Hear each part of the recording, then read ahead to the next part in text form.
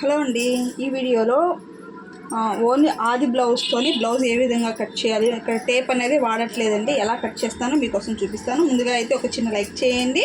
ఇదిగోండి, ఇది ఆది బ్లౌజ్ అనమాట, కరెక్ట్గా ఉందన్నారు. ముందుగా అయితే హ్యాండ్స్ కోసం అయితే కట్ చేస్తున్నాను. ఇదిగోండి, ఆది బ్లౌజ్ కరెక్ట్గా ఉంది కాబట్టి దీన్ని ఇలానే ఇక్కడికి వచ్చింది, ఇక్కడికి అలానే ఇది కొంచెం పైకి జరిపి చంక కింద లోతు ఈ విధంగా తీసేసుకొని ఈ విధంగా అయితే కట్ చేసుకోండి. అంతే, ఇలా కట్ చేసుకున్నామంటే మనకి బ్లౌజ్ అనేది కరెక్ట్గా వస్తుంది. కొంచెం అంటే కొంచెం లోతు.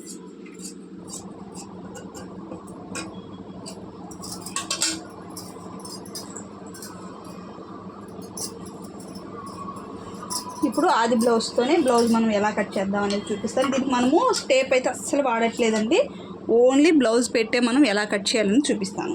ముందుగా అయితే కొంచెం అంటే కొంచెము ఒక లైన్ అయితే గీసేసుకోండి, ఓకేనా. ఇది ఆది బ్లౌజ్ కదా, ఆది బ్లౌజ్లో నుంచి అయితే ఫస్ట్ మనం కొంచెం పొడవు అయితే ఫస్ట్ చెక్ చేసుకోవాలి. ఎందుకంటే మనం 4 బడతల మీద పెడితే పొడవు అనేది కరెక్ట్గా తెలియదు కాబట్టి ఇది ఒకటి లెంత్ అనేది ఒకటి మనం కరెక్ట్గా చూసేసుకొని ఒక లైన్ అనేది ఇచ్చేసుకోండి. ఇచ్చేసుకున్న తర్వాత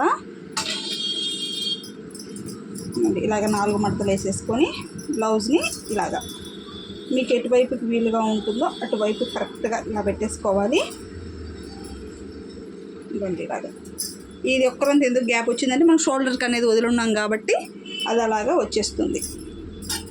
ఈ విధంగా పెట్టేసుకున్నారంటే బ్లౌజ్ అనేది మీకు పర్ఫెక్ట్గా వచ్చేస్తుందండి. అసలు ఎక్కడా కానీ తేడా అనేది రాదు, ఓకేనా. ఇలా పెట్టేసుకొని ఒక మార్కింగు, కొంచెం పైకి ఒక మార్కింగు చూడండి, ఇక్కడికి ఒక మార్కింగ్ కుట్టే మనకి అక్కడికి వస్తుంది కాబట్టి ఎక్స్ట్రా కూడా ఒక మార్కింగ్ అనమాట. కనిపిస్తుందా బాగా మీకు వీడియో?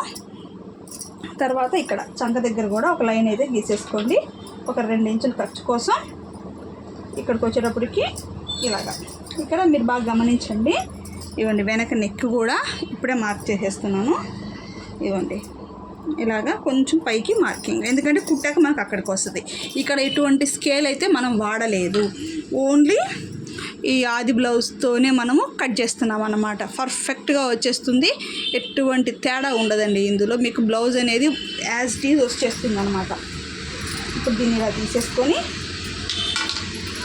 మనం ఇక్కడ మార్కింగ్స్ పెట్టాం కదా, ఆ కొలతలను అయితే ఇలాగా కలిపేసుకోండి. ఈ విధంగా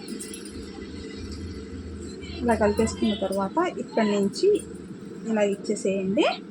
ఫ్రంట్ నెక్ కూడా ఈ విధంగా. ఇప్పుడు దీన్ని అయితే మనం కట్ చేసుకున్నాం.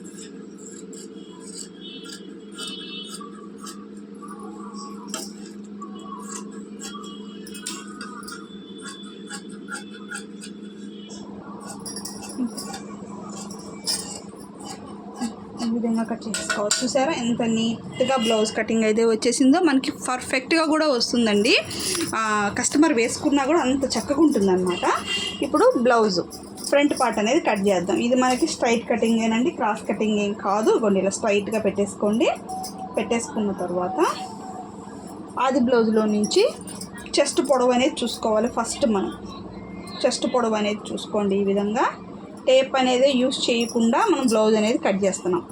ఇక్కడ నుంచి ఇక్కడికి వచ్చింది కదా, దీన్ని అయితే ఇలాగ మడత చేసుకోండి. ఇలా మడత చేసుకొని ఒక లైన్ అయితే గీసేసుకోవాలి. గీసేసుకున్న తర్వాత దీన్ని కూడా ఇలా గీసేసుకొని ఇక్కడ మనం టేప్ అనేది వాడట్లేదండి, పర్ఫెక్ట్గా వస్తుందండి బ్లౌజ్ కటింగ్ కూడా మనకి. ఈ విధంగా అయిపోయిన తర్వాత దీన్ని అయితే తీసేద్దాం. బ్లౌజ్ అనేది గీసేసారు కదా, ఇప్పుడు ఫ్రంట్ నెక్ కట్ చేద్దాం. ఇవ్వండి, ఆది బ్లౌజ్ ఇలా వేసేసుకొని కరెక్ట్గా కనిపిస్తుందా మీకు? ఫ్రంట్ పార్ట్ ఈ విధంగా వేసుకొని నెక్ ఎక్కడ దాకా వస్తుందో అక్కడ దాకా అయితే పెట్టేసుకోండి. ఇవ్వండి, ఈ విధంగా ఇక్కడ దాకా వచ్చింది.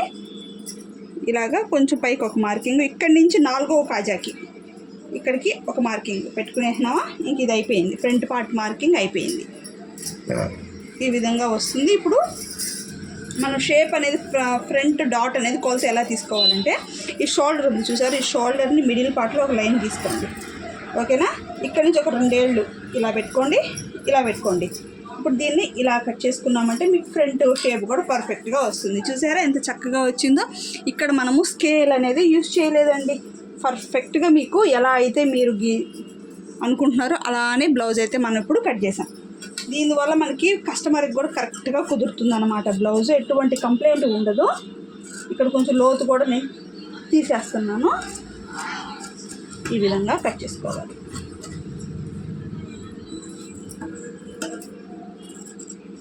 పర్ఫెక్ట్గా వస్తుందండి బ్లౌజ్ అయితే.